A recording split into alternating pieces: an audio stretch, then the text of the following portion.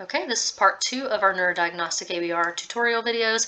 So I've got my right waveforms here ready to go. I can stack them and see that these are really, really good waveforms. They look very reproducible, and we'll talk about labeling them in just a few minutes.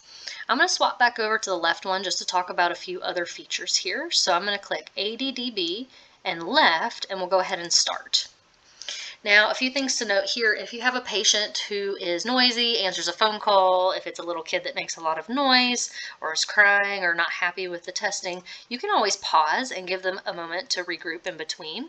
And so over here, I've got my stop, pause, and next intensity. I could just pause it if I needed to do that. So that's an option. Few other things to look at on this screen are our parameters up here. And so I've got my stimulus parameters. This is an 80 dB NHL because that's what I selected. Click stimulus. We can see masking, ear level, where the output is, what the stimulus rate is, the polarity, and what our high pass and low pass filters are. So we can see all that, and that's usually pretty standard setup in the protocol, so you can't adjust some of these lower things, but we can adjust things like click rate. So I'm going to stop this here, and I'm going to go to the very top of our screen in the top right, and you'll see this stimulus rates icon, which is 11.1. Now, technically, when I run a Neurodiagnostic ABR, I would really like these to be in 10 differences, if that makes sense. So ideally, I would really like this to be 17.7 hertz to 77.7. However, our system currently is set to this. So we're going to click a pretty slow rate. You could click either one of these.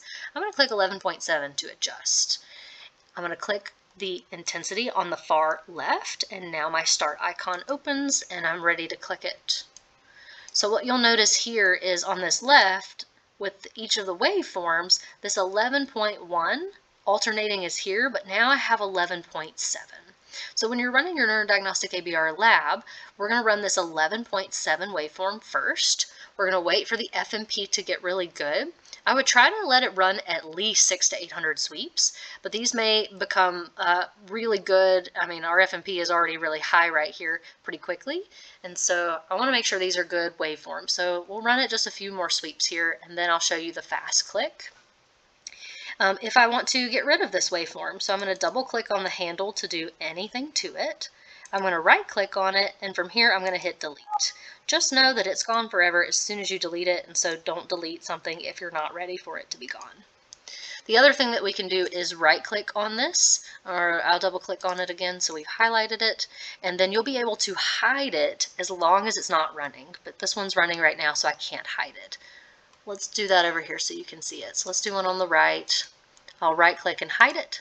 The handle is still here, but the waveform is gone. So if you don't want to look at it, but you also don't want to delete it forever, you can do that. So let me show that back again. And so now we can see the waveform again. So some of these are some advanced features. So if I go back over to left, we're at 900 sweeps, so really good. I'm going to go ahead and stop. When you run the Neurodiagnostic ABR, we're going to go to the stimulus rate at this point and change to the faster rate. So you'll see that this moves much more quickly. We'll click the same intensity and hit start. And so we are moving very fast here.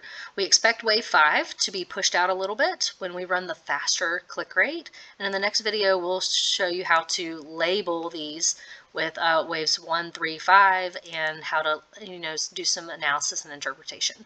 Our FMP is great. We are moving very quickly up here at the top with the number of sweeps. Even our noise level came down really good, which is great. So I'm going to go ahead and stop. And then in the next video, we'll talk about some analysis parameters with our waveforms.